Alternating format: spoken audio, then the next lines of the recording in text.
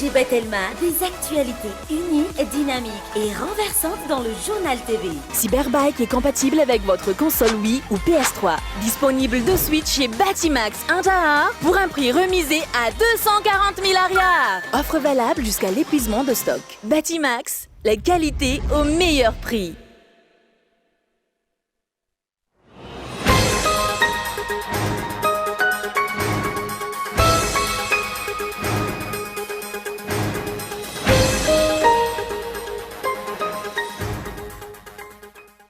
Navozana ny fiara-miasan'ny Madagasikara ny sy firenena mikambana amin'ny tetany 3,7 tapitrisa dolara ny plan cadre de coopération pour le développement durable izay hitanterahana manomboka izao ka hatramin'ny taona 2024 mizara 4 lehibe ny laharam-pahamehana amin'izany.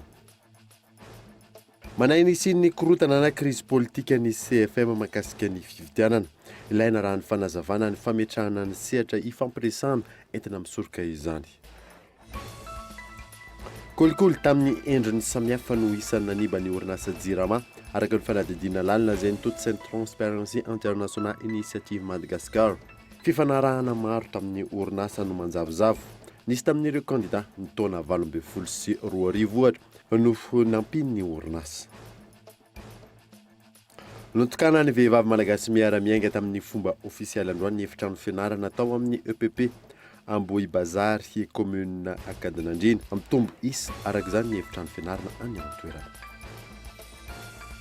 Eo amin'ny maresaka iraisam-pirenena nodimandry teo amin'ny 520 taona ny filoha fotsy hoditra farany nitondra ny Afrika Atsimo Frédéric de Klerk nahafantarana azy ny fandrodanany amin'ny politika ny apartheid tany amin'ny toerana sy nazahoan'ny prix Nobel de la paix niaraka tamin'ny Nelson Mandela.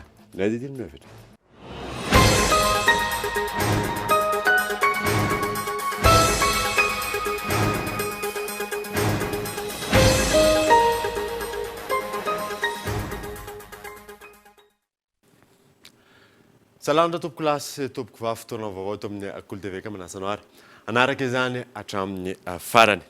Araka ny fantatsika moa dia mandeha ny lalao eo amin'ny baren'ny Madagasikara sy Benin amin'izao fotoana izao mitarika rainy ohatra ary zareo Beninois amin'izao fotoana izao ary izay isa rainy ohatra izay no entin'izy ireo miditra ao anatin'ny fialan-tsasatra fa raha tsika atao anatin'ny fampahalalam-baovao ihany moa ny fizotrany izay lalao izay fa aorinan'izay moa dia hotoizantsika ihary ny vaovao dia navozana ny fiara-miasan'ny Madagasikara sy ny firenena mikambana amin'ny tentina 3,7 tapitrisa dolara ny plan cadre de coopération pour le développement durable izay tanterana manomboka izao ka hatramin'ny taona 2024 mizara 4 lehibe ny fanatanterana izany fanadiny miantarandriana.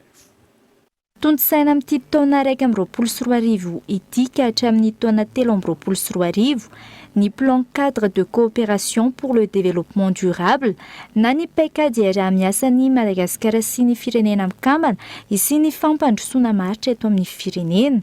Maro ny asa tontosaina amin'ny alalany, isan'izany ny fanamafisana ny fametrahana ny fanjakana tsara tantana, fampivoarana ny maha-olona, fampiroboroboana ny famokarana sy ny fampananana asa ary ny fanatsarana ny fiatrehana amin'ny fiovan'ny toetrandro sy ny fikajiana ny tontolo iainana. Le résultat que nous recherchons à travers la mise en œuvre du plan d'action conjoint ny vokatra andrasana amin'ny alalan'ity paikady ity dia ny ampivoarana ny fitantanana ankapobeny, anatsarana ny fampiarana ny tany-tandalana, fanatsarana ny fampiarana ny zon'olombelona, anatsarana ny fandriampahalemana.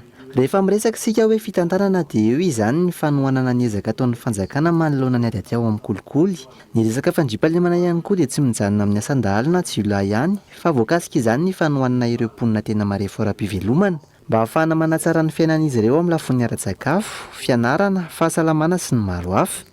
Tels que l'éducation, la santé, etc., etc. Ny tentina 3,7 tapitrisa dolara ny anatanterahana ity laminasa ity, 2,700 amin'io no efa azo ampiasaina ankehitriny.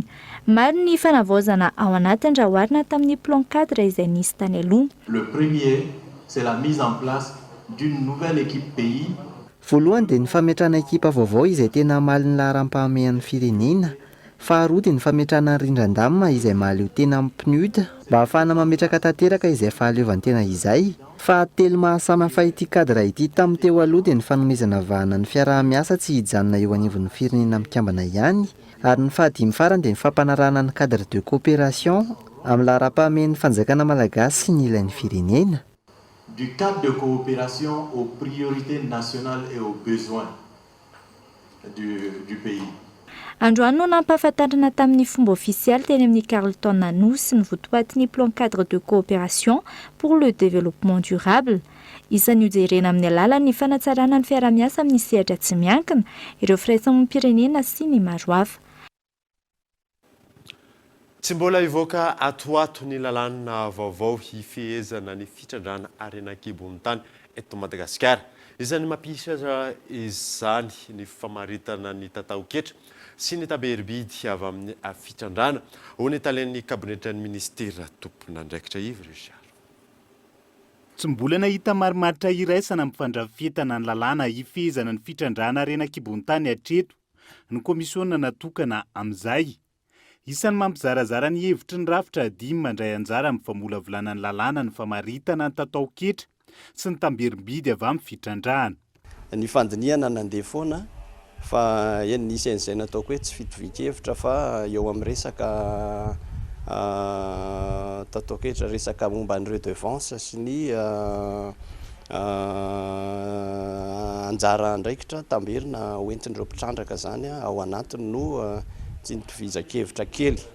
Kanefa efa hita nisy ny marimaritra azo iraisana azo aroso ary araka ny lazaiko teo hoe misy ihany koa ireo ataoko hoe lalan-tsaina vaovao ho ampidiritsika ao anatiny izay code minier izay mametraka tanteraka marina hoe mijery ny tombotsoa ny firenena fa ao anatin'ny lalan-tsaina koa hoe mahazo gagnant win-win tsy afatin'ny reniny nefa tsy hamon'ny zanany. Mitovitovy amin'izay ihany koa ny olana manodidina ny famoahana ny fahazon-dalana hitrandraka eto Madagasikara.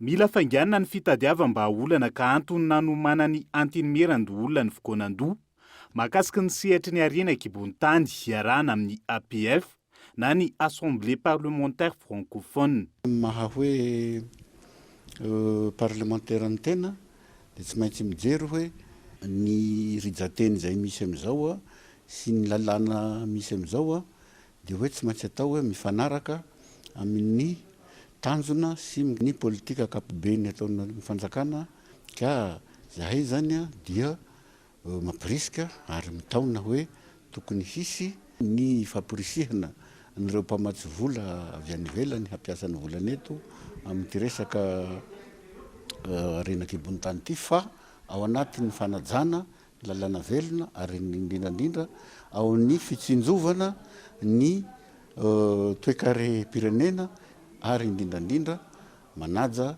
ny tontolo iainana.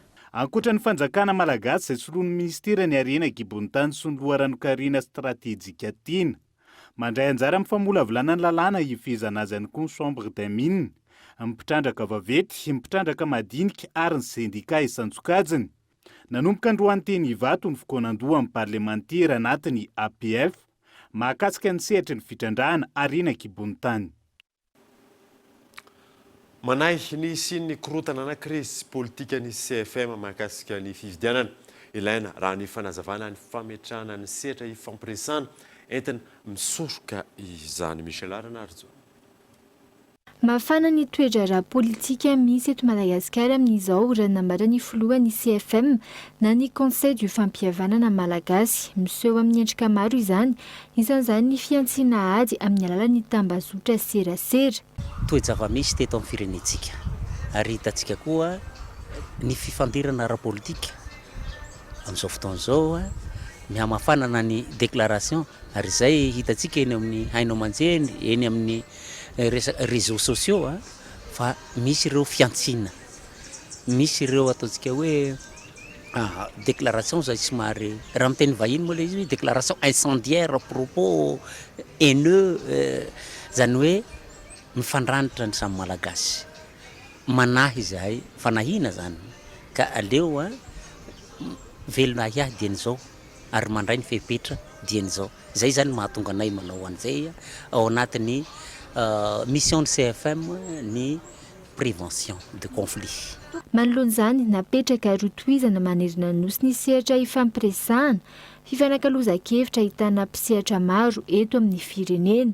Misoroka toy izay mitsabo araka ny teny razantsika ka zay CFM zany dia miaraka amin'ireo mpiara-monina antoka aminay sy ny mpikambana ao aminay dia mametraka ny atao hoe sehatra ifampiresahana mitety ny faritany rehetra amin'izao fotoana izao mba hametraka an'izay hoe sehatra ifampiresahana zay.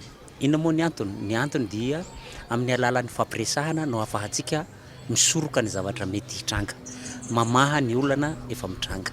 Ka ho anay dia tsy misy afa-tsy ny hoe fisian'ny culture de dialogue izay misy ny tolérance no ahafahantsika misoroka nyzay zavatra mety hitranga. Raha ny fanazavana tsy mijanona amin'ny resaka politika fotsiny ihany ny fampihavana pirenena, eo ny fampihavana ara-tantara, fampihavana ara-toekarena sy ireo maro hafa. Isan'ny vaovao misongadina ihany koa dia kolikoly tamin'ny endriny samihafa no isan'ny anibany orinasa JIRAMA araka ny fanadidina lalina izay notontosain'ny Transparency International Initiative Madagascar. Fifanarahana maro tamin'ny orinasa no manjavozavo. Nisy ohatra tamin'izany kandida tamin'ny taona 2024 no nampin'ny orinasa miantarandriana. Gabraraka tanteraka ny fitantanana teo anivon'ny JIRAMA, nahazo vahana ny kolikoly. Ireo raha fehezina ny antony nampitotongana ity orinasa mpanjakana ity tato anatin'ny taona maro araka ny fanadihadiana lalina ny tomposain'ny Transparency International Initiative Madagascar. Isany ahina fa nisy ny kolikoly ohatra ny fifanarahana ara-barotra samy hafa tamin'ny JIRAMA sy ireo orinasa tsy miankina maro. Tena mbola miankin-doha be amin'ireo mpamokatra herinaratra tsy miankina ireo isika. Izay mamatsy herinaratra amin'ny JIRAMA amin'ny vidiny lafo dia lafo. Dia ny endrika kolikoly anankiray ihany koa dia eo anivon'ireo le hoe karazana komision rehetrarehetra mila alozany ao anatin'ny resaka facture. Dia ny anisan'ny hoe endrika kolikoly koa tadio fa any anatin'ilay ataoko hoe fandrafetana mihitsy an'ilay politika mpanjakana amin'ny lafiny famokarana herinaratra angamba satria efa tamin'ny taona 2024 nametrahana ny hoe transition énergétique. Marina fa efa mizotra makany amin'izay zavatra izay tsy kelikely tsika fa izay le hoe mbola fisian'ireo termika be dia be ireo izay lafo be mbola mampiahiahy foana hoe sao dia tena misy fifamatorana hafahafa endrika kolikoly ary eo amin'ireo mpitondra ny fanesy sy ireo mpamokatra herinaratra tsy miankin'ireo. Fantatra fa tamin'ny taona 2024 nisy tamin'ireo mpamokatra herinaratra ireo zao nanampy ny fampelezan-kevitry ny kandidata amin'izany fotoana izany izy moa tsy lany. Fa amin'izao fotoana izao anatrika ny ataoko hoe fitaom-pifidianana manaraka indray tsika any amin'ny taona 2024 any tsy maintsy isy amin'izy ireo indray zany anohana an'izay kandida politika izay ary izy tsy hoe fehany hoe anohana fotsiny angefa misy zavatra antenainy ao ambadika ao matoa izy anohany. Isan'ny fandaniana miopampana ohatra ny fanjifany JIRAMA solika izay niteraka trosa amina miliara maro teo anivon'ny JIRAMA. Mandrina ny 50 tapitrisa dolara isan-taona ny fandaniany JIRAMA ary lany amin'ny fanjifana solika ho an'ireo centrale thermique avokoa ny 20 isan-jaton'izay.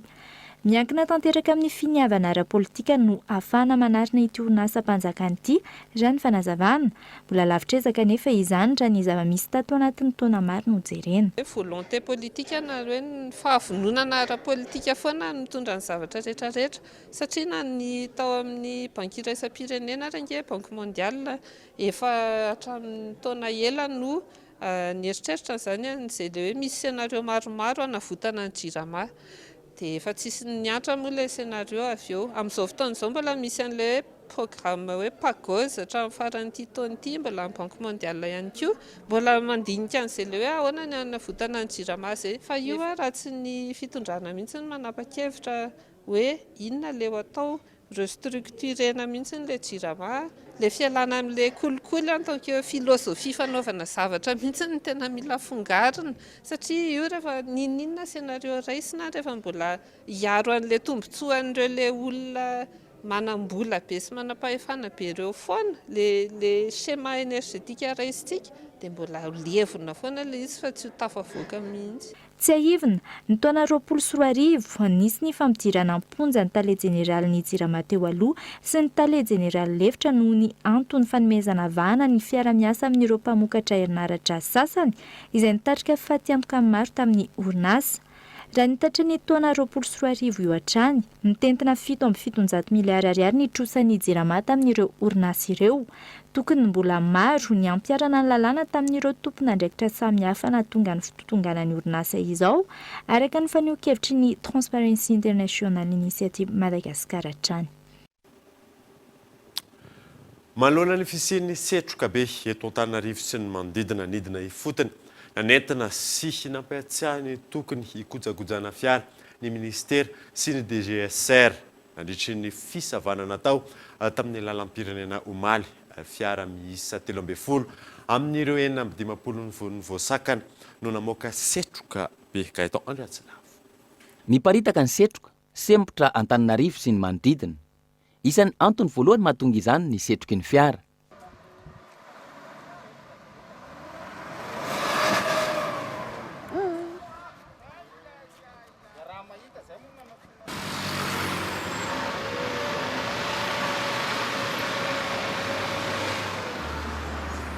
Nanao fitsirianareo fiara mivezivezy eny an-dalana ny OPG momba ny tontolo iainana eo anivon'ny ministera, niaraka tamin'ny fitaliavana ankapobeny misahana ny aroloza eny an-dalambe na ny DGSR eo anivon'ny zandarmariam-pirenena.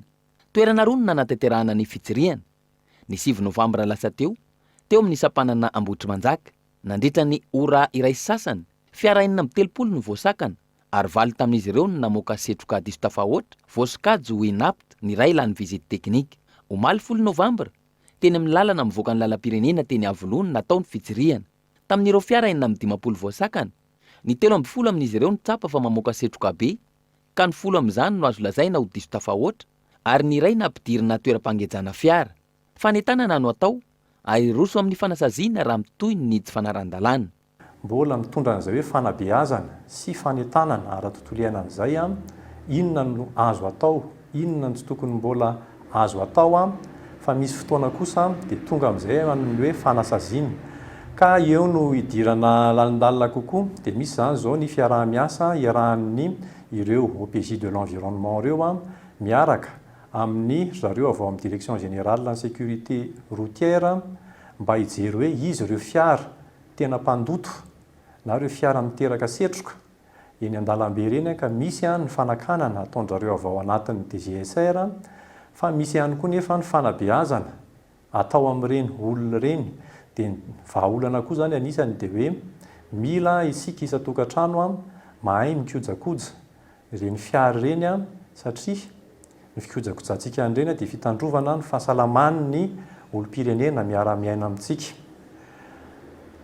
Ankoatran'ny fahateran'ny fiara sy ny tsy fahampian'ny fikojakojana, isan'ny antony mampidona setroka ny fiara eto amintsika ihany koa ny aratsy ny kalitaon'ny solika izay tsy mifanaraka amin'ireo fiara sasany raha ny fanazavana. Entanina ny mpampiasa fiara hikojakoja azy ireny tsy handoto ny tontolo iainana, ka tsy hampiasa fiara raha tsy misy antony tena ilaina, amerana ny fiparehan'ny setroka maloto amin'ny rivotra. Ankoatra ny setroky ny fiara, manampy ny fahalotona ny fisian'ny dorotanety sy ny fanaovana biriky. Mbola mitoy anatin'ny fotoana tsy voafetra ny hetsika iarahan'ny ministera sy ny DGSR. Fa toerana 2020 no tokony isy ireo solotenan'ny Madagasikara manatanteraka iraka ara-diplomatika any ivelany. 5 amin'ireo ihany anefa no misy hatreto. Araka izany, misokatra manomboka izao hatramin'ny faharoan'ny volana Desambra ho avy izao ny fametrahana antota taratasy ho an'ireo izay liana hanao masivoan'ny Madagasikara any ivelany ihany. Fanampanazavana. Ny fepetra voalohany dia ny fananana mari-pahaizana master bac plus 5 na koa mifandraika amin'izany. Izany hoe ireo diplôma avoakan'ny sekoly ambony mpampiofana ny mpiasam-panjakana toy ny ENAM na ny ONG izany. Anisan'ny fepetra takiana ihany koa ny fananana traikefa 10 taona farafahakeliny indrindra amin'ny toerana ambony eo anivon'ny sapatra ara-panjakana na koa eo anivon'ny sehatra tsy miankina. Afaka mametraka atota taratasy avokoa ireo teratany malagasy rehetra indrindra fa ireo izay manana ny fahaizana mahakasika ny fifandraisana iraisam-pirenena. Ny fametrahana ny atota taratasy dia atao amin'ny alalan'ny mailaka masovo@diplomatie.gov.mg mialohan'ny 2 Desambra 2024. Hitanao avokoa ireo andindinina rehetra ao amin'ny tranokalan'ny ministera andrarabahiny. Iombana amin'ny tontolon'ny arena kibon-tany sy ny fitrandrana volamena ary vatsofa ny olana. Misy amin'izao fotoana izao ary ny code minier ny fandarana ankitso-po rampitso arahoary ny somony amin'izany. Raha anao tatena hijery tanteraka an'io code minier tsika, halaivo zahay parlement mipetraka any anatin'ireny minier reny, andray-pisehatra reny, hiteny aminareo hoe za zao dia misosokevitra hoe tsy mety tsony reny le fametrahana hoe rehefa manaiky fotsiny ny fanjakana fa rehefa manaja ny tika idiosary ty reo opérateur reo dia mahazo mitrandraka, manao école, manao CSP. Tsy mety intsony zany aminay fa tsy mampadroso commune efa antaonany maro. Halaivo mihitsy hoe zao pourcent ny vokatra hazo nareo opérateur apetrako an'ny commune. Fa hain'ireo maire reo nie no nifanaiky tamin'ny vahoaka hampandroso ny commune misy anazy. Matoy izy no latsaka dia nanao velorano amin'ny vahoaka izy fa hanatrika ny fampandrosona ny faritra misy anazy. Fa matetika ny olona zao efa mieritreritra hanomboka hoe hanao exploitation na hors primaire eto Madagascar. Donc zany tsy tokony mahasarotiny ianao le quelques décis azon'le tatsah iry anatin'le rano iry sy isan-karazany. Satria aza tiany fa izy ny teo talohanao. Izay zany le fahaiza miaina ao anatin'le zavatra rehetrarehetra. Ary reny zavatra reny ny olana masy dia zao tsika matetika tsy mistructurer tsy misy structure i-comptabilisena an'ireny zavatra reny. Fa le fisin'le fiara-miasa ohatry reny zany dia efa comptabiliser ary efa ao anatin'le zavatra miditra ampidirina ao amin'le commune satria efa vola miditra ao amin'le vahoaka reny na dia tsy nomena an'le maire directement ary zay zavatra zay. Ny kabinetra Rothschild and Co no conseiller financier ho an'ny Républicaine Madagascar manomboka ny 15 ny volana novambra izao ary haritra 15 volana izany. Izay no isan'ny voatra nandritra ny filan-kevitry minisitra Omaly Fanadina.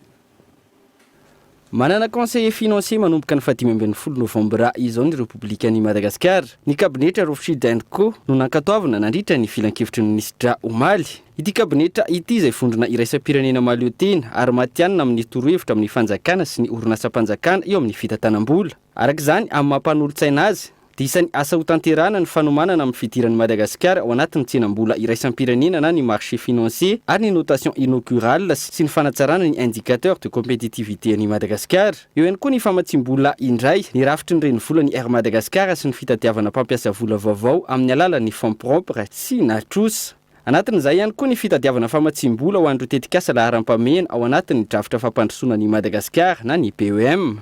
Haritra 15 volana azo avaozana ary manan-kery manomboka ny 15 novambra izao hatramin'ny 15 febroary 2024 no fotoam-piasan'ity kabinetra ity miaraka amin'ny Madagasikara. Raha ny fantatra maherin'ny 30 ireo gouvernemanta sy orinasam-panjakana maneran-tany omeny torohevitra ary maro amin'izany no aty Afrika.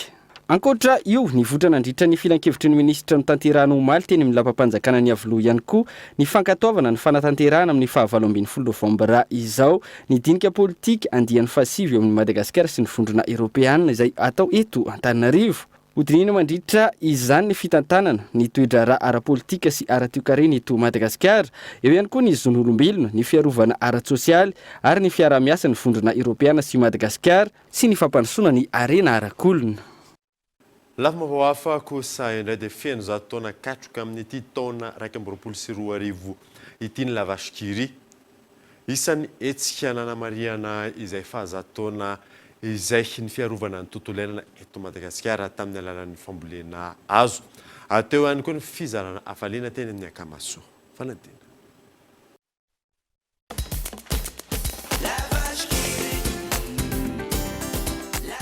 Feno zato taona katroka amin'ity taona 2024 ity ny marika français la vache qui rit izay noforon'ny Léon Bell ny taona 2019 tany Jura France. Firenena maherin'ny 30 no ahitana azy io amin'izao fotoana izao. Anisan'izany Madagasikara. Ny orinasa Somadis na Société Malgache de Distribution no mpanjinjara ny la vache qui rit eto antsika.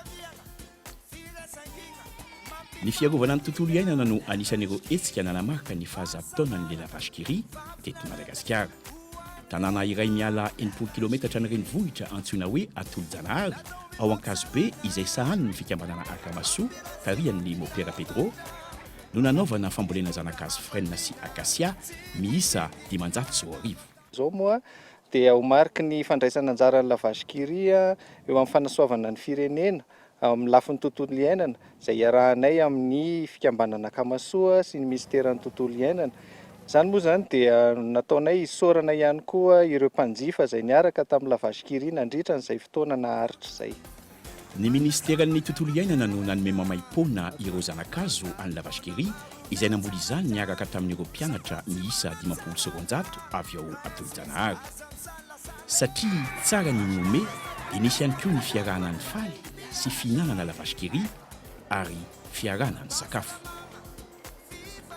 Tonga nizara afaliana teny amin'ny foibe ny fikambanana Akamaso teny Andralanitra ihany koa ny solontenan'ny lavashkiri. Tamin'ny alalan'ny fanolorana lavashkiri miisa 100 baoritra no nanaovana izany. Naneho ny fihetseham-pony manoloana izany i Mopera Pedro. Karazana famporisena ho anay izany sady fankairezana ho anay matoa orinasa manan-kaza manana voninahitra toy izao ary efa mankalaza 100 taona dia ity fikambanana Akamaso ity no fidina. Mifanody tsara amin'ny finiavan'ny fanjakana malagasy amerinan'ny Madagasikara ho nosy maitso ny fambolekazo niarahan'ny lavashkiri tamin'ny fikambanana Akamaso izay modely amin'ny fivoarana ara-tsosialy eto Madagasikara. Mametraka lova tsara ho an'ny taranaka malagasy ho an'ny 100 taona manaraka izao fihetsika izao.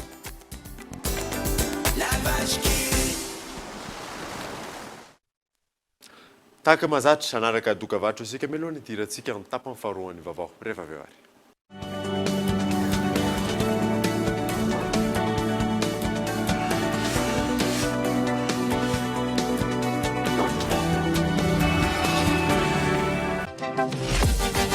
Papote à mini prix avec tes potes et ta famille. Avec Mouratim, toute la journée, tu as 60 minutes et ou 60 SMS et ou 60 mégas pour 1000 ariards vers tes 3 numéros Friends and Family. Tape le dièse 322 étoile 26 dièse.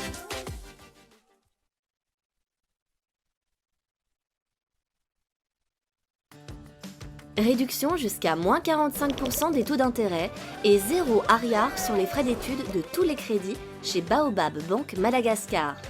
Pour le fonctionnement et la réalisation de vos projets, profitez de nombreux avantages. Tous les secteurs d'activité sont concernés, le transport, la santé, les salariés, l'éducation, le commerce et bien plus. Boostez vos ressources, rendez-vous dans nos agences et disposez rapidement de votre argent. Baobab Banque Madagascar, banque et bien plus. Azafady kely ange tena tsy manofy ianareo ka azo atao tsara ny mametraka ny popon-drano sy kabone ary toeram-pidiovana mifanaraka amin'ny toe-batanareo olona manana fahasembanana sy vehivavy indrindra ireo bevoka ka tsy anjera na iosina anaty loto mankarary. Afaka hiasa sy hianatra ara-dalàna ianareo raha mifanaraka amin'ny filanareo marina ny fotodrafitrasy. Ry namana manana fahasembanana sy ianareo vehivavy takio ny zonareo isitraka rano fisotro madio, kabonety mombana ary toeram-pidiovana mifanaraka amin'ny toe-batanareo. Ry manam-pahefana isan-tsokajiny andraikitrao ny mametraka paikady sy teti-bola ahafahan'ireo olona manana fahasembanana sy ny vehivavy indrindra ireo bevoka isitraka rano fisotro madio, kabonety mombana sy toeram-pidiovana mifanaraka amin'ny toe-batany. Tatoerana helana sasatra ho an'ny fetin'ny krismasy ny farantaona ve ianao? Te hitsidika ny Madagasikara amin'ny vidiny mirary. Ny ministera fizahantany sy ny ofisy pirenena misahana ny fizahantany dia manome fotoanantsika rehetra ny 1 sy 12 ary 13 novambra 2024 eny amin'ny zardana Antaninarenina mandritra ny hetsika tsena be ny fizahantany andiany faha-efatra. Tongava mitafamivantana amin'ireo matianina amin'ny famolavolana fivahinanana sy ireo ofisy paritry ny fizahantany. Andao hanoana ny fizahantany anatiny. Andao izahany Madagasikara. Tsy misy vidim-dirana. Une source d'énergie qui répond à vos exigences, un groupe électrogène fiable et performant, silencieux et économique, optez pour Greaves Power, les groupes électrogènes numéro 1 en Inde depuis 1859, dotés de moteurs et alternateurs robustes, proposent une puissance de 5 à 2500 kVA.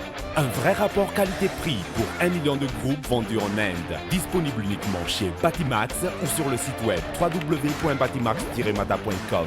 Greaves, animé par la passion, guidé par la technovation.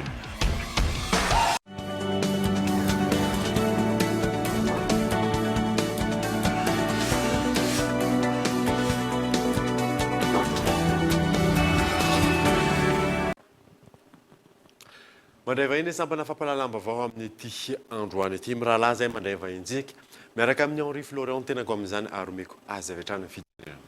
Ny solon-tenany orinasa ireo orinasa mpanao lalana no tsika amin'ity fampalalambavao an'ity ariva ity. Ekotona izay no nanajanonana ny fandoavan'ny volan'ireo ho anareo orinasa miisa 300 mpanao lalana. Inona no dingana efa vita makasika an'izay? Voalohany teny dia miarahaba anareo mirahalahy nanaiky nandray anay eo amin'izao vaovao izao dia miarahaba ny any tokantrano tsirairay avy ihany koa manaraka izao fandarana izao. Maro dingana efa tanterahana tao anatin'ity fitakiana ny vola ny fonds routier ity. Tao ny fanantonana ny secrétaire exécutif ny fonds routier ary ireo olona ireo dia efa niteny fa efa any amin'ny trésor ny chèque ny entreprise rehetra. Nakao amin'ny trésor zay dia ao tokoa ny chèque araka ny fitenin'ny directeur général ny trésor fa ny ordre avy any amin'ny prime ministre no sisa andrasana ahafana mandoa ny volan'ny entreprise. Nakao amin'ny prime ministre zay fa intelo fa tsy voaray mandraka ankehitriny. Niverina zay tao amin'ny travaux publics ary niraisin'ireo ministre roa lahy ny fandimby teo ary ireo dia efa niteny avokoa fa ny asany rehetra dia efa vita avokoa fa ny sisa andrasana dia zay any amin'ny na ao amin'ny primature na ao amin'ny présidence sisa no mameno baiko afana mandray ny tambokaramanay. Aiza hoe araka izay zavanao zany mety hoe blocage amin'ity tsy fandoavam-bolanareo ity efa nisy hoe zany ny fanairana atanareo an'ireo tompon'andraikitra maro samihafa. Araka nefa voalazako tetsy ambony dia efa maro ny fanairana efa natao. Ny volana janoary no nanomboa ny fanairana nataonay voaloha. Dia ny 17 febroary nisy tatitra nataon'ny directeur général ny trésor misy hoe incohérence teo amin'ny état financier ny FR izay navadiko FR. Ary io dia mariko etoana fa hatramin'izao dia nametraka ny DGNFR ny trésor fa efa vita io ary ny entreprise dia ho voaloha vola atsoatsy afaka fotoana fohy. Nivoaka indray nefa taty aoriana ny premier ministre nilaza fa misy ny travaux fictifs. Ny travaux fictifs dia novaliany ministre adjoint Naravelo fa tsy misy io travaux fictifs io. Dia aveo taty aoriana nisy indray ny audit izay nataon'ny IGE amin'ny asa rehetra. Nidina sur terrain ny IGE dia nisy olon'ny présidence ihany koa nidina sur terrain dia nisy ny tatitra nataony. Taty aoriana mbola nisy indray ny audit nataon'ny gouverneur dia nisy ny tatitra nataony fa eo amin'io misy olana kely satria misy faritra sasany ny gouverneur dia nanao ny asany nanao ny audit io ary amin'ny faritra sasany dia tsy nanao ny mihitsy ny gouverneur amin'le faritra sasany dia eo ny misy olana hoe misy OPE araka ny teny ny tao amin'ny travaux publics hoe misy OPE satria vitatsakany sy andafany le audit ary misy tsy mbola tsy nahazo an'le tatitra avy any amin'ny gouverneur zany dia tsy OPE reo olo reo. Matetika nareo milaza ho tsy afapo amin'ny rehefa tafahoana amin'ny ministre ny travaux publics ahoana ny mety hoe fandraisan'ny ministre nareo amin'ny fitakiana ataonareo? Raha teo aminahazo ny toerany ny ministre vaovao dia nandray ny solotena teo aminay dia nipetraka tsara tamin'izany fa efa milamina fa ho hisy paiement alohan'ny 6 octobre taona 2024. Rehefa tonga ny 6 octobre 2024 dia nanantona azy zay. Nanomboka teo nefany dia tsy afaka nandrainay intsony izy fa ny DGTP no nandrainay, ny DG ny DIRCAB no nandrainay, aveo ny farany teo ny conseil technique no nandrainay. Ny zavatra mampalahelo sady ataonay fresaka ao amin'ny entreprise eo dia ny hoe reo olona reo nanao ny asany ara-dalàna, nanao ny asa zay nandrasana aminy amin'ny famahana ny olanay, fa matetika dia milaza zareo hoe mahafantatra tsara ny fahorinay nefa tsy afaka mamaly ny etaetanay satria any amin'ny présidence sisa no andrasana eo amin'ny fandoavana ny volanay. Inona no mety hoe fasahirana ho anareo orinasa mpanao lalana amin'izao fotoana izao ary inona koa no mety hoe etaetanareo sy ny dingana manaraka raha toka mbola tsy mivany ny fitakina ataontsika banky zay fanontaniana anankitelo izay. Eny tompoko, mafy dia mafy tokoa ny fasahiranana mahazo ny entreprise. Mariko etoa fa ny entreprise malagasy dia tsy manam-bola fa milalao trosan'olona no tena ivelomanay satria nahoana mitrosa any amin'ny fournisseur, mitrosa any amin'ireo compagnie pétrolière, mitrosa any amin'ny banque, mitrosa any amin'ny namana zay mety manaiky ny indramana an'ilay vola. Tsy tafarina intsony, potika tanteraka ny sehapiarin'ny entreprise majinika ao amin'ny sehatry ny travaux publics. Ary ny dingana manaraka ho ataonay dia mangataka tompoko zahay, mangataka ny Andriamatoa filoha mba hiona aminay, mba aloavy re io vola io fa mijaly tanteraka ny entreprise malagasy. Isaorantsika ny solontenan'ireo orinasa mpanao lalana miisa 300 zay manana vola amin'ny fitondram-panjakana nanaiky ny vahiny teto anivony fampalalamba avao ny tondra fanampanazavana makasika ny olana sedran'izy ireo. Mankasirika tompoko. Misaotra betsaka tompoko dia isaorana ianareo nanaiky nandray anay, isaorana ny technicien ao ambany ao, isaorana ny vahoaka ray matola nanaiky ny eno ny etaetanay. Zay makasika an'iny fandokana ny vehivavy malagasy miara-miainga tamin'ny fomba ofisialy androany efitrano fianarana tao amin'ny EPP Ambohi Bazary a commune Kadranandrina antombo isa araka izany ny efitrano fianarana any toerana ambinana Velorsa.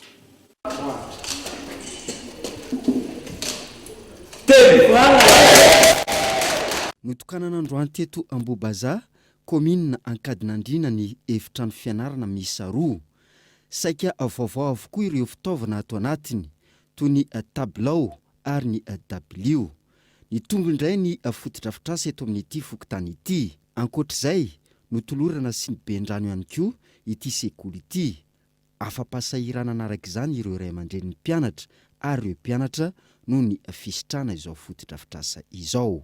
Androany zany dia tonga teto Ambohi Bazary zay hitokana fotodrafitrasa anampiny sekoly efatra izay efa vita teo aloha. Zay zany no antony nahatongavanay teto androany. Io zany ny aka satria Ankadinandrina iarahantsika malala fa toerana neviny filohan'ny antoko malagasy miara-miainga dia anisan'ny misy fiaraha-miasanay zany amin'ny toerana Ankadinandrina ity. Nandritra ny fitokanana ity sekoly ity, nisy ny fizarana mofomamy, rano ary toanaina toy ny yaourt ho an'ireo ankizy mpianatra.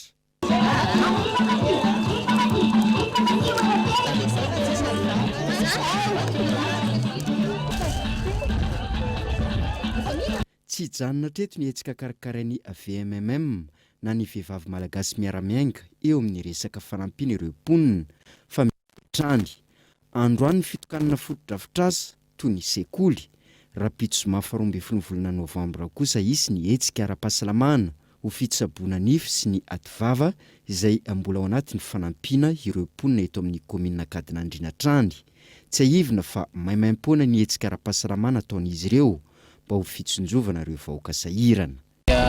Karakara fitsaboana nify, fikarakarana ny nify sy ativava maimaim-poana ny malagasy miara-miainga, ihany koa fiaraha-misalamy ny vehivavy malagasy miara-miainga, tanora malagasy miara-miainga rapitso eto Kadinandrina izay ny tanana amponina ny tarantsika rehetra izay vonina isitraka izay fikarakarana ny nify sy ny atonava izay tambenana ndraikitra hatrany amin'ny mahatokony malagasy miaramainga sy koa ny vehivavy malagasy miaramainga dia mikarakara etsika izay raha indrina etsika izy io mikasika ny nify sy ny atovava zany izay ny tananatsika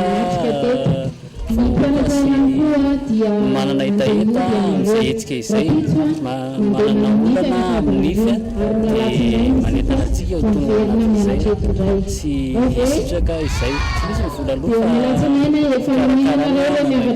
marina fa tsy eto amin'ny komina Kadinandriana ihany no anatanteran'izy ireo ny hetsika sosialy fa ho isy hatrany ny fitetezana ireo komina manerana ny Madagasikara tsy aivina fa efa nisy ny tsena mora ho fivarotana ny fitaovam-pianarana tamin'ny vidiny mora no totosainy ireto AVMMM na ny vehivavy malagasy miara-miainga ny alohan'ny fidiran'ny mpianatra hetsika izay afanaon'izy ireo isan-taona ho fanamavanana ihany koa ny fahasahiranan'ireo ray aman-dreny fa miamahazo vahana trany ary mitombo ny hetsika fanampiana ataon'ny AVMMM na ny vehivavy malagasy miara-miainga amin'ireo vahoaka sahirana tonga nanotrona sy nanome voninahitra izao lanonana izao ny filoha amboninahitry ny VMMM na ny vehivavy malagasy miara-miainga.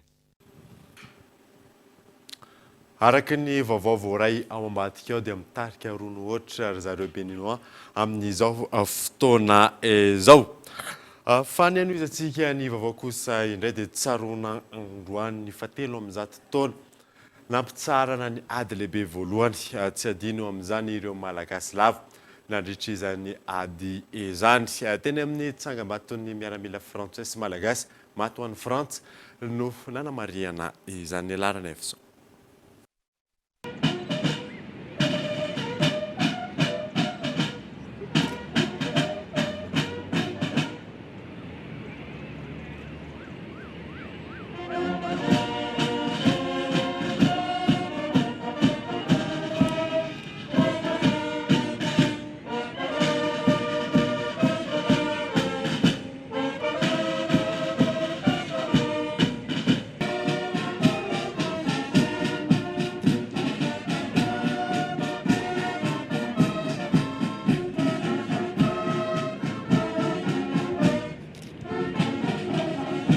Teny Anosy no nanamariana ny andro fahatsiarovana ny fitsarany ady lehibe voalohany fahatsiarovana ireo lavo ary namerenana ny tantara izay nitranga nandritra izany fotoana izany. 12 Novambra 2016 12 Novambra 2022 tsaroana androany fahatelo ambizato taona nampitsarana ny ady lehibe voalohany tamin'ny alalan'ny fifanaovantsony fifanarahana atao amin'ny firenena anandresy tamin'izany fotoana izany. Toy ny isa-taona nisy ny fanateram-boninkazo ny rany teo anivon'ny ministeran'ny fiarovam-pirenena sy ny masoivo frantsay niaraka tamin'ireo olo-mpanjakana samihafa teny Anosy. Natao izany ho fahatsiarovana sy fanomezam-boninahitra ireo malagasy maty nandritra ireo ady lehibe.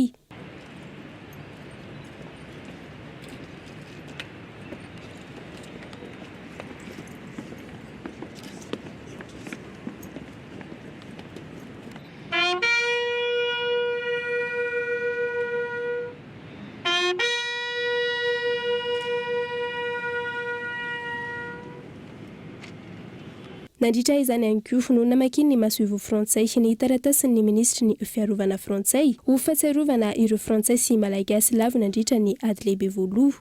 Nisy ankoho ny fanomezana médaille ireo miaramila frantsay sy malagasy nandritra izany. Chef Levasseur de la République, nous vous conférons la médaille militaire.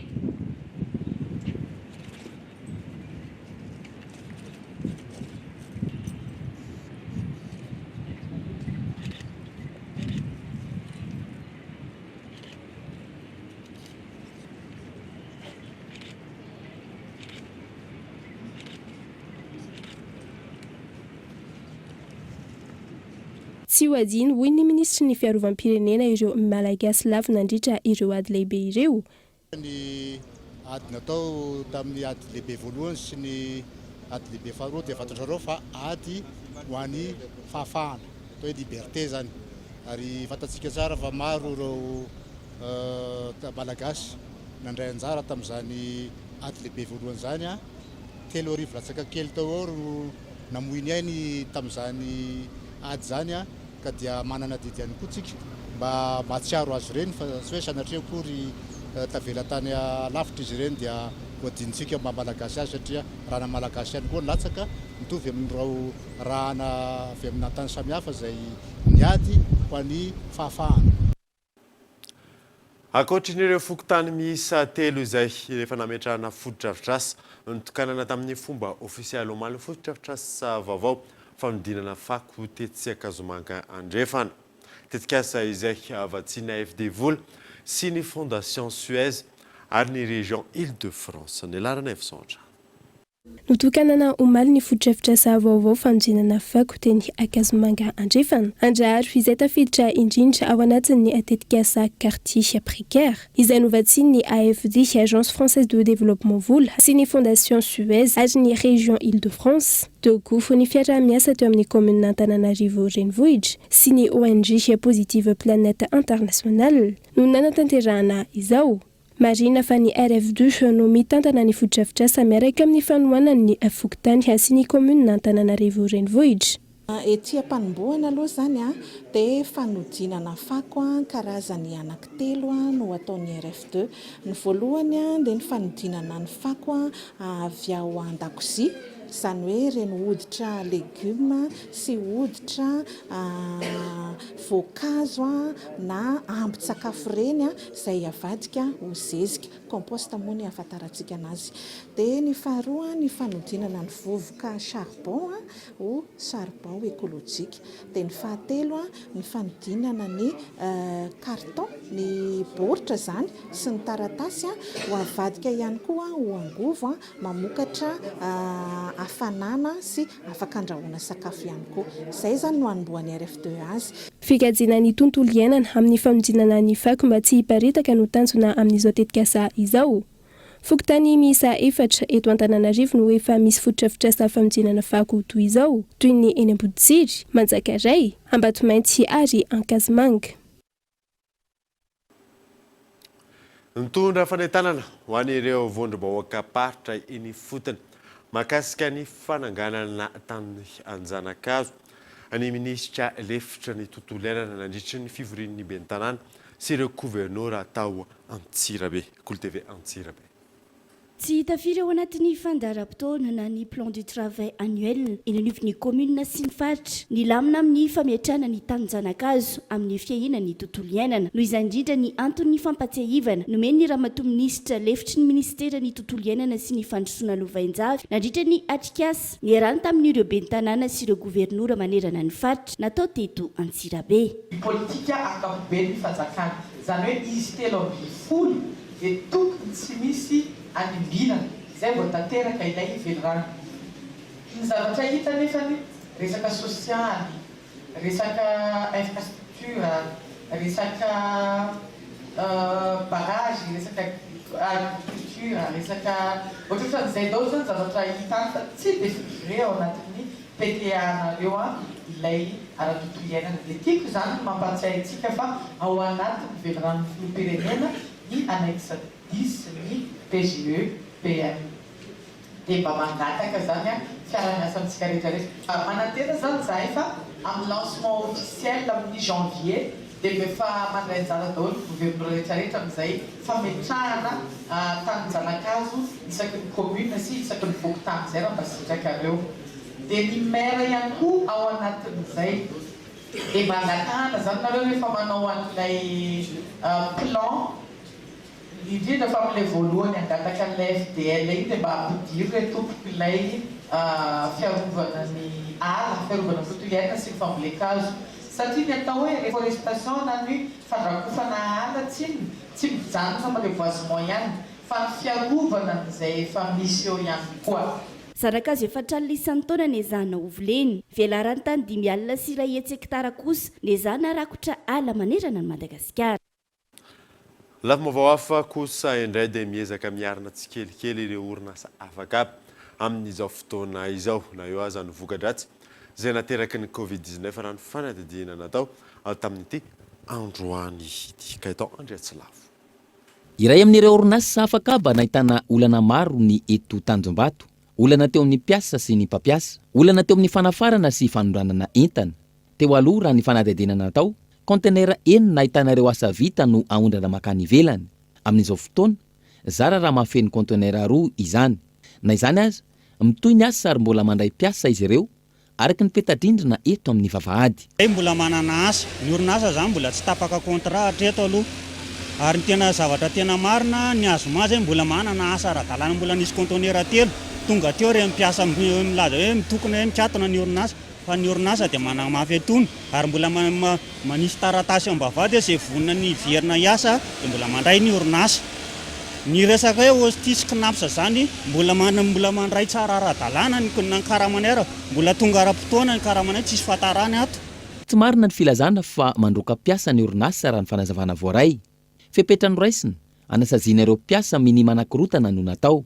Ity orinasa afaka aba ity, izay nahitana korontana sy disadisa ny fiandohany ny herinandro teo. Fandohana piasa aloha tsy marina satria misy ny ankizy manao faute aloha iny ana société iny fa fanamboarana société iny eo amin'ilay ankizy manao faute dia mbola misy étape arahana zay zareo vao mitsahatra amin'ny asa. Fa tsisy an'izany mandroaka piasa tsy ara-dalàna zany. Isan'ny nampitaraina ny piasa amin'ny orinasa afaka aba eto amintsika ny ijerena manokana ny lafiny sosialy sy ny maha olona. Ao ireo voalaza fa manambany piasa, ao ireo manao teny mahery sy ny maro hafa. Maro ihany koa nefa ireo miezaka mijery ireo lafiny sosialy ny piasa ireo. Hatreto ny orinasanay mbola mandeha tsara mihitsy, mihodina tsara mihitsy, miasa tonga foana isan-kerinandro. Fa ohatrana tsy hitako mihitsy izay tokony grevena, le antony grevena tsy fantatra hoe inona na inona, satria ny mpampiasa mbola tsy midéclaré hoe chômage technique na ohatr'izany.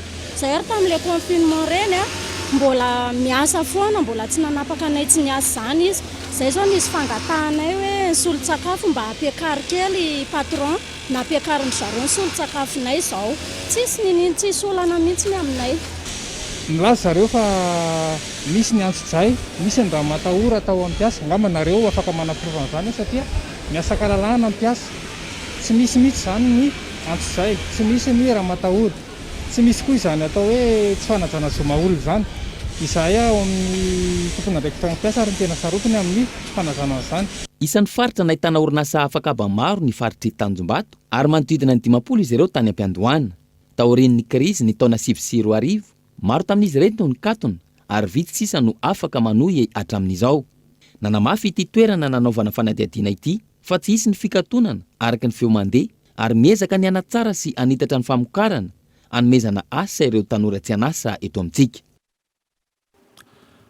Vaovao any amin'ny faritra kosa indray dia noho ny firongatry ny asa ratsy maro amin'ireo mpikambana ny Dinabe any amin'ny distrikany Betioka atsimo no hiala tsy ho mpikambana intsony.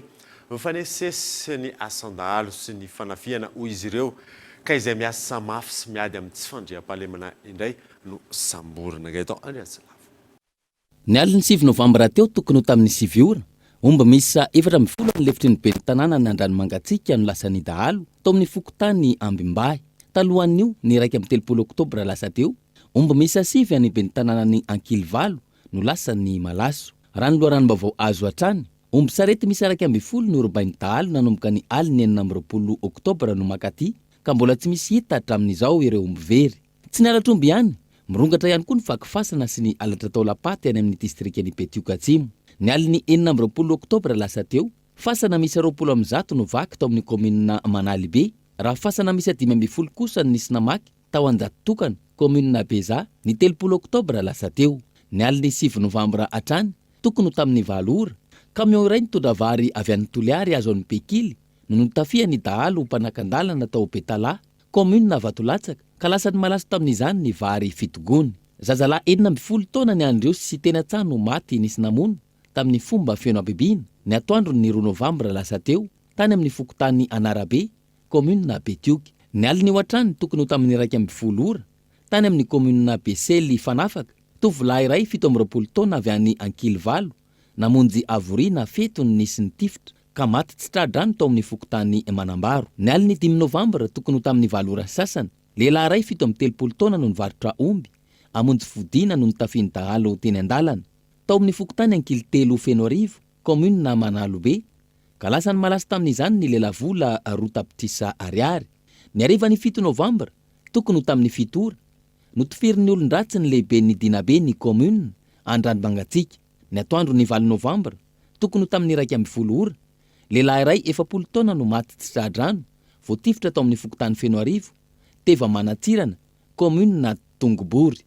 No ny firongatry ny asa ratsy, maro amin'ireo mpikamba ny dinabe ao amin'ny distrikany Betioka Atsimo no anatitra saina na iala. Antony raha ny fanazavana azo, ny olona miasa mafy miady amin'ny olon-dratsy indray no samborona ka kivy izy ireo. Ndrembava farany makasika ny bareny Madagasikara dia efa vita ny lalao rano vaovao voaray ao ambadika ao le isa rono ohatra moa sarany rotota tamin'ny ty androany ety fa eo amin'ny maresaka iraisam-pirenena dia nodimandry teo amin'ny 5-20 taona ny filoha fotsy hoditra farany nitondra ny Afrika Atsimo Frédéric de Klerk nahafantarana azy moa ny fandrodanan'ny politikan'ny apatride tany amin'ny toerana teo ihany koa ny nazahoany ny prix Nobel de la paix niaraka tamin'ny Nelson Mandela. Fanadina. Nindaotsy ny fahafatesana ny filoha teo aloha nitondra ny Afrika Atsimo ny taona 1979 hatramin'ny 1979 Frédéric Willem de Klerk araky ny nambarany fondation izay najorony. Antaonany maro ny tena no nitsabo tena sy niady saingy izo alaviny ho mamiadana izao. Izy no filoha fotsy hoditra farany nitondra tany antoerana ary isan'ny nafantarana azy niady nataony tamin'ny fanavaka fahambolo-koditra nandrodana ny politika ny apartheid ny taona 1979 ka nitariny dinika manaraka ny lalàna niaraka tamin'ny Nelson Mandela no itolona goavana nataony izy mirahalahy io no nazahoany izy ireo ny prix Nobel de la paix. Raha ny tantara ny 2 febroary 1979 nanoloana ny parlemanta no nambarany fa tonga ny fotoana ny fifampiresahana ary nambarany tamin'izany ny famoahana tsy misy fepetra ny mpitarika ny ANC Nelson Mandela izay nigadra 17 taona. Io fanapa-kevitra noraisiny io izay nitondra nakany amin'ny fitondrana teteza mita sy nizorana nakany amin'ny fanatanterana ny fifidianana voalohany teo amin'ny tantara izay nandraisany lokom-bolo-koditra rehetra na mainty na fotsy anjara ka nivoany Nelson Mandela ho mpandresy. Nandritra io fitondrana Nelson Mandela io niara-dalana tamin'ny hatrany ity filoha teo aloha ity ary ny tanany andraikitra ny filoha lefitra tao anatin'ny roa taona. Nametra am-pialana kosa ny tena ny taona 1979 no ny fiovany ny lalam-pandrenana ary ny taona 1979 izy no niala tsy filohan'ny Parti National intsony ary nisitaka teo amin'ny tontolo politika. 20 taona taty aoriana nandritra ny tafa ny fanaovany tamin'ny mpanao gazety no nilazany Frédéric de Klerk fa nahafahana ny soroka adi-goavana indray tany Afrika Atsimo ny fanambakevitra izay noraisiny tamin'izany fotoana izany. Nahafahana nampifandray ireo mainty hoditra sy ny fotsy hoditra ka nametraka azy ireo teo ambony mizana mitovy. Dia izay mamarina vaovao tamin'ity androany ity ankatrana ianao. Nanaraka izany ankatrana ihany koa ireo teknisiana ao ambadika rehetra ao tsolona teo amin'ny afeo tolotra teo amin'ny sary ary eritina napita izany tany amin'ny tokantranontsika tsirairay avy tany soava tsara dolo tompoko.